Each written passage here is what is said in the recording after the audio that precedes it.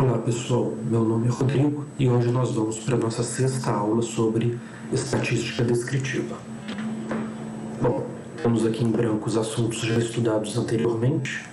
Nas últimas aulas nós falamos bastante sobre medidas de posição, a média, a mediana, a moda, as várias médias, aliás. E hoje a gente vai para um outro grupo de medidas, que é o grupo de medidas de dispersão. Então, enquanto a gente tem um grupo aqui de medidas que dá uma ideia de onde os dados estão se concentrando, onde eles estão aparecendo, a gente tem agora um outro conjunto de medidas que vai dar uma ideia para a gente do quanto que os dados estão variando uns para os outros, o quanto eles estão sendo discrepantes uns aos outros. Então, vamos ver. Então, começando aqui, medidas de dispersão vão medir, quantificar de algum modo a variabilidade dos dados, Tipo, o quanto eles estão variando um em relação aos outros. Então vamos começar com um exemplo aqui para ilustrar o que a gente vai fazer. Vamos considerar que a gente tem dois conjuntos e a princípio, são conjuntos aí com muitos dados, e a gente vai analisar a princípio a média deles. Aí vamos considerar esse problema aqui que eu tenho um conjunto de notas. Vamos supor conjunto aqui de 5 notas de alunos, numa determinada prova. Vamos supor aqui que eu sei que a média desses alunos foi 72. Então, a gente já estudou medida de posição, a gente já viu o significado da média. Se a gente tem um conjunto que a média deu 72, numa escala de 0 a 100, os alunos estão com média 72, dá a entender que os alunos, de modo geral, foram bem, Uns devem ter tirado um pouco para mais de 72, outros um pouco para baixo, e, de modo geral, a média está indicando que eles foram bem. Então, vamos ver a nota desses alunos. Então, temos aí, temos aqui os 5 alunos, se a gente for tirar a média aritmética, desses valores vai dar 72, e, de fato, a média representa, o conjunto de observações aqui, Resume aí os dados, Beleza. Vamos supor agora que eu tenho aqui um outro conjunto de notas aqui, Outro conjunto de 5 alunos, e a média desses alunos também foi 72. Então, qual é a nossa conclusão, qual é a nossa análise a partir dessa média? Vamos concluir novamente, esses alunos também foram bem, de modo geral, estão com um rendimento aí satisfatório nas provas. Será? Vamos ver. Aqui, temos aqui um outro conjunto de notas, onde, se vocês fizerem os cálculos, vocês vão ver que a média aritmética desse conjunto aqui também é 72, mas a gente pode perceber que essa média não está descrevendo tão bem o conjunto de dados. Tem informações aqui que a média não está conseguindo captar. Então é aí que entra a questão de medidas de dispersão. A gente pode perceber que aqui os dados se dispersaram mais uns dos outros, variaram mais. Então, e muitas vezes só utilizando medidas de posição a gente não consegue obter informações claras sobre o conjunto, sobre a amostra. Então, daí, a gente vê que dois conjuntos com a mesma média, mas com dispersão dos dados totalmente diferentes uns dos outros. Então, vamos trabalhar isso, dispersão dos dados. Então, notemos, que x barra e y barra, as duas médias são iguais, porém a dispersão no conjunto y, é maior. Então vamos para a nossa primeira medida de dispersão, que é a variância amostral. Cálculo da variância numa amostra. Para uma amostra aqui de n valores, n observações, a variância amostral vai ter essa notação, ou aqui um s ao quadrado da variável x, ou aqui o v com o acento circunflexo, com a notação da variável x. Então, essa é a notação da variância, vai ser dada por essa expressão aqui, que é a soma dos quadrados dos desvios dividido por n menos 1. Vamos, para a gente compreender melhor essa fórmula, né, e discutir um pouco melhor ela, vamos já tratar ela num exemplo para ficar claro. A gente vai começar então calculando a variância amostral dos conjuntos x e y que acabamos de ver no slide anterior, né, os conjuntos de notas dos alunos. Então, estou aqui repetindo o enunciado do exercício, e aqui nós temos a expressão da variância amostral. Então, a primeira coisa que a gente vai fazer, a gente vai construir duas tabelas, uma envolvendo as observações da variável x e outra observações da variável y. Então, duas tabelas com 3 colunas, cada uma. Aqui, estou colocando as observações da variável x, né? As notas que tínhamos. Vou colocar aqui as observações da variável y, as outras notas. E aqui, primeiramente, eu vou... Faltou aqui é x barra, tá? A notação não ficou boa, mas é uma barra inteira aqui. Vou escrever aqui a diferença, então, de cada valor pela média. A gente tem esses valores aqui. Lembrando que a nossa média foi 72. Então, aqui, 65 menos 72, menos 7. 66 menos 72, menos 6. É o último aqui. 81 menos 72 dá 9. Agora aqui no y também, eu tenho, a barra aqui é maior. Temos 52 menos 72 menos 20. 54 menos 72 menos 18. Até o último aqui, 100 menos 72, 28. Então aqui a gente tem a soma, aqui a gente tem os desvios em relação à média.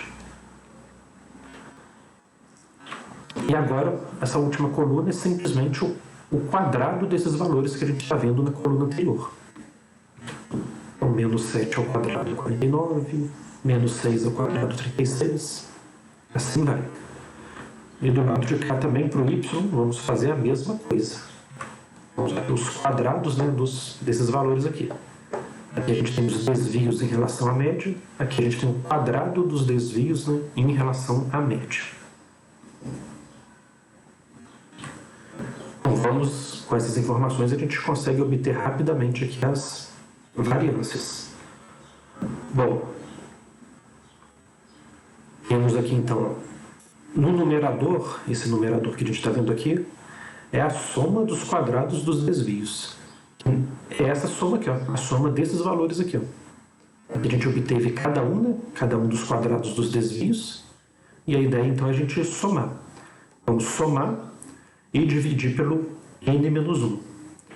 Vocês podem perceber que essa fórmula aqui ela é intuitiva, ela é fácil de a gente entender a essência dela.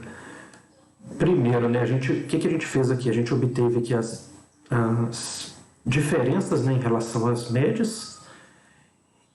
E o que acontece? Se a gente somar esses valores, vai sempre dar zero, que não é interessante para a gente. A gente até chegou a verificar num exercício em aulas passadas que a soma dos desvios em relação à média, essa soma aqui vai dar sempre zero, essa daqui. Então isso não ajuda a gente a trabalhar com a dispersão dos dados. Então o que a gente faz? Eleva ao quadrado, que aí o quadrado fica todo mundo positivo, né? Então a gente trabalha com esses valores para fazer um estudo da dispersão dos dados. E aqui, se vocês forem ver, essa expressão aqui, ela é o quê? Ela é quase que a média aritmética desses valores aqui, ó. A média aritmética seria somar todo mundo e dividir pelo número de observações. O que nós temos aqui, estamos somando todo mundo e dividindo pelo número de observações menos 1. Então ela é quase a média aritmética, né? Estudos, né, da estatística apontam, né, mostram que utilizando o denominador n-1, os resultados são mais consistentes, né, são mais precisos. Mas vocês veem que é algo bem próximo de uma média desses valores aqui, que dão ideia da dispersão dos dados. Bom, Então, voltando aqui, fazendo esse cálculo aqui, essa é a fórmula para a variância de x, essa para a variância de y. Então, aqui no x, temos que essa soma toda aqui dá sempre 92, o denominador é 4, chegaremos em 48. Do lado de cá, a soma aqui dos quadrados dos desvios, a soma desses valores dá 2.526, dividido por 4, 631,5. Então, o que a gente nota? Esses valores aqui, ó. A gente tem aqui a variância do primeiro conjunto, 48, a do segundo conjunto, 631,5. Notem que a variância desse conjunto aqui foi bem maior. E, de fato, ele está refletindo uma coisa que nós observamos anteriormente, né? Que os dados aqui variam, né, muito mais do que esse daqui. E a variância mostra isso pra gente. Ó. Essa variância é maior do que essa. Né? Então, essa aqui é a visualização. Sendo maior a variância, maior é a dispersão dos dados, em particular quando a gente tem esse caso onde as médias, né, dos dois conjuntos é a mesma. Bom, uma observação é o seguinte, a gente viu, né, tem aquela fórmula da variância amostral do slide anterior, a gente também pode obter a variância amostral por meio dessa fórmula aqui. Na verdade, são duas fórmulas equivalentes, essa e a do slide anterior. Deixa eu até voltar aqui, ó. Do slide anterior, esse cálculo aqui a gente consegue utilizar propriedades do somatório e chegar nessa outra aqui. Aí, só a título de ilustração, vamos obter a variância amostral do conjunto X do exemplo anterior utilizando essa fórmula aqui acima. Vamos mostrar que a gente vai chegar no mesmo resultado. É bom que a gente pratica também um pouco mais, né, de somatório, né? Nós já vimos anteriormente. O conjunto de dados X é esse daqui, as notas, e vamos aqui, ó, vamos fazer o seguinte, ó, primeira coisa, vamos resolver o exercício em partes. A gente percebe que a gente tem aqui uma soma de quadrados, Então vamos calcular ela primeiro, né? A soma dos quadrados de x. Então, nós já vimos isso lá no começo do curso. Cada uma das observações ao quadrado e ao final serão somadas. Então, fazendo os cálculos aqui, né? Chegaremos em 26.112. Então, vamos guardar aqui o resultado, né? A soma dos quadrados é isso aqui. Vou deixar escrito aqui nesse cantinho para a gente utilizar depois. Beleza. Outro ponto importante que a gente vai precisar. Essa soma aqui, ó, é a soma simples das observações. Então vamos calcular ela aqui também. Ó. Escrevi ela aqui. Aqui basta somar os valores, né? As notas. Essa soma vai dar 360. Então vamos anotar essa informação aqui no cantinho. Deixar ela aqui. E agora sim, nós vamos para o cálculo da variância. Agora eu vou jogar na expressão inteira. Então, aqui temos o n, que é 5, número de observações. Aqui a gente tem a soma dos quadrados. E aqui a gente tem a soma simples das observações. Vamos lá, aqui fiz a transição. Esse quadrado aqui, né, ele é externo, né, então tem que esperar a soma que ocorrer primeiro. Estou deixando o quadrado aqui e divido por 5. Fazendo essa continha aqui, então, o denominador aqui é 4. Essa expressão toda aqui dá 25.920. Fazendo a subtração aqui primeiro, né, chegamos em 192, que dividido por 4 dá 48. Então é exatamente o valor que nós encontramos anteriormente. Para fechar bem aqui a resolução, né, vamos escrever aqui na resposta final. A variância amostral de x é 48. Então, pegando aqui no nosso ponto de partida e o nosso resultado final. Coloquei aqui. Vou deixar como exercício para vocês fazerem a mesma coisa para o conjunto y. Então, obtenha a variância amostral do conjunto y, do exemplo 1, do exemplo anterior, utilizando essa fórmula aqui. Então vocês vão ter que calcular a soma dos quadrados primeiro, a soma simples, para depois aplicar na expressão. Vocês vão ver que a gente vai chegar no mesmo resultado da fórmula anterior. Bom, vamos agora então para uma outra medida de dispersão, que é o desvio padrão amostral. Aí, para começar, né, qual é a motivação para criar o desvio padrão amostral?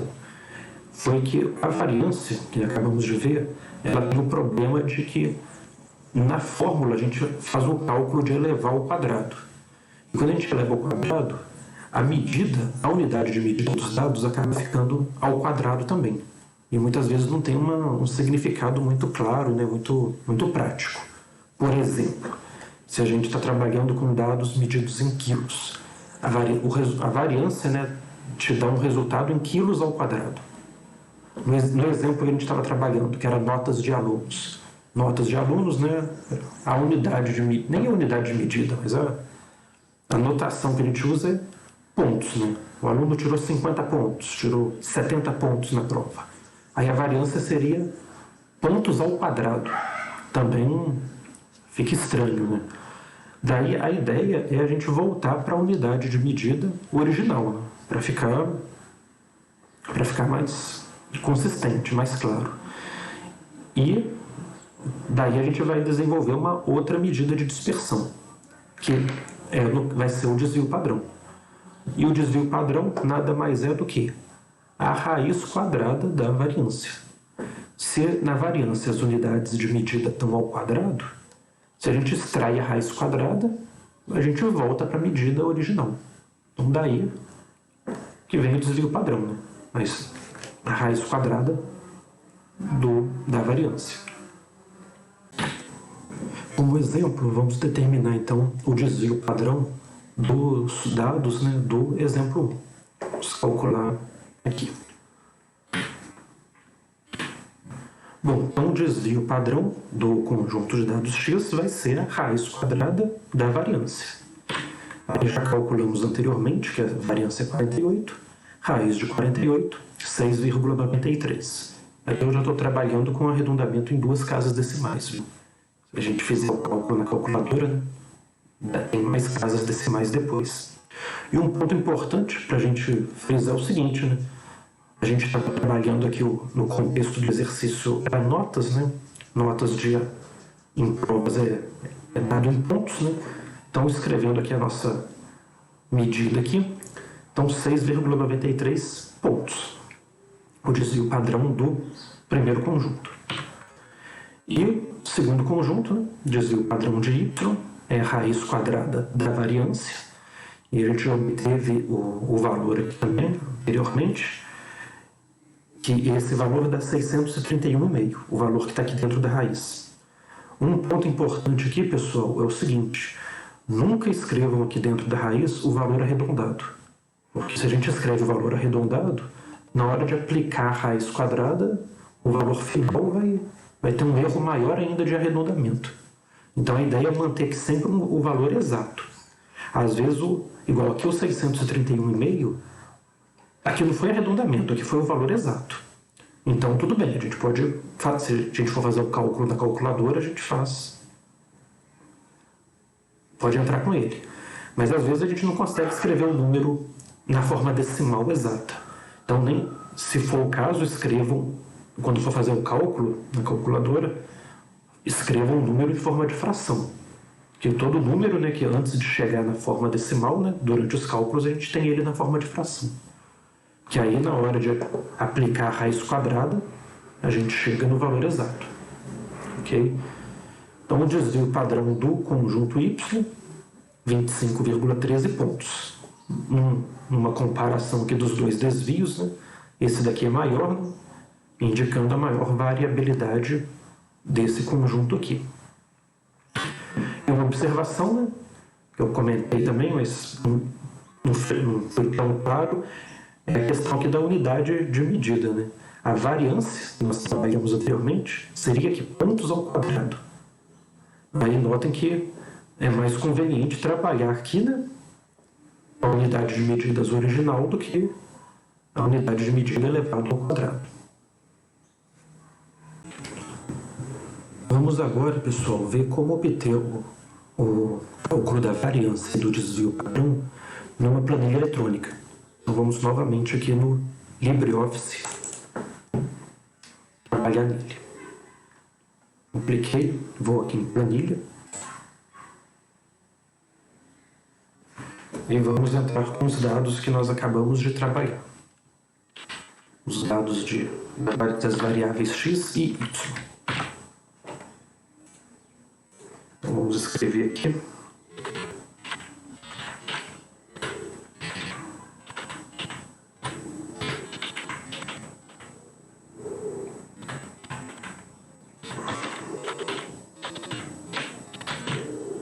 Beleza. Então vamos obter algumas medidas. Vamos calcular, vamos obter aqui a média, não custa nada escrever ela de novo. Aí vamos colocar aqui também a variância e o desvio padrão.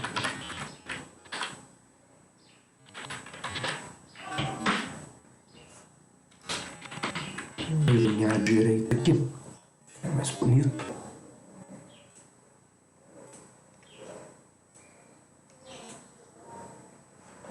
Beleza. Bom, então vamos obter a média desses dois conjuntos. Então, escolho primeiro aqui a célula que eu quero fazer o cálculo. Eu vou colocar a média do primeiro conjunto. Então, aperto igual, digito média. Eu vou fazer a média aqui do B3 até o B7.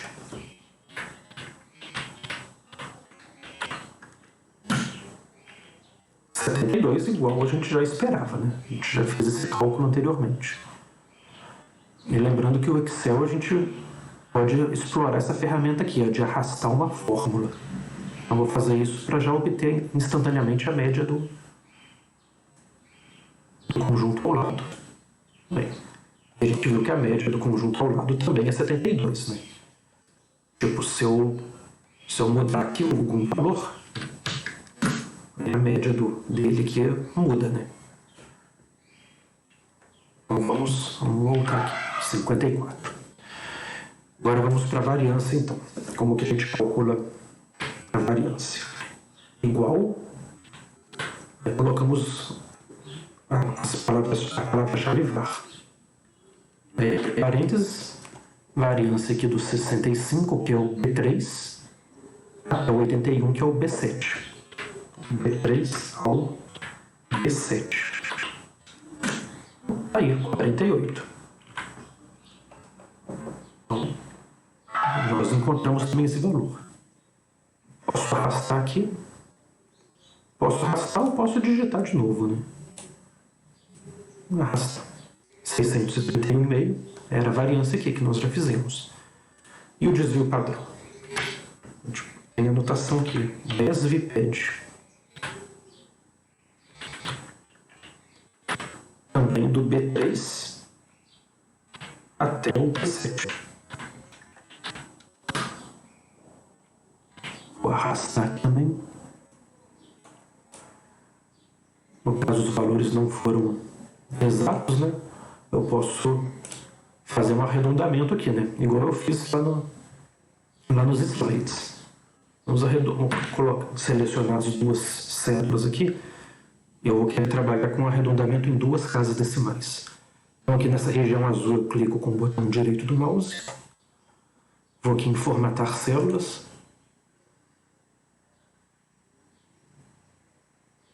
Aí número, casas decimais. Vou colocar duas. Ok. Ele já arredondou para mim. Então tá aí outra utilidade aí, né, que as planilhas eletrônicas têm, né, no auxílio aí de problemas estatísticos. Então, pessoal, por enquanto a gente fica por aqui. Bons estudos para vocês e até a próxima.